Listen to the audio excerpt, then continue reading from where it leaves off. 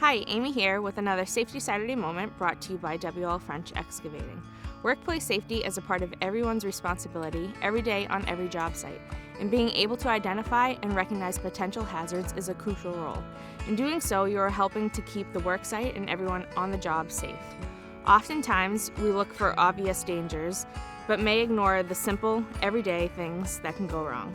When a hazard is recognized, a discussion should take place on what steps will be taken to reduce or eliminate the hazards. Having this conversation will determine a way to complete the task in a safe manner. Some questions to consider asking are the necessary materials available to perform the work? Does everyone have the proper tools to perform the tasks at hand? Are there enough workers to handle the job? Are environmental conditions a factor? Are there too many people in the area to work safely? Have others on the job site and in the work area been notified about the hazardous tasks or conditions?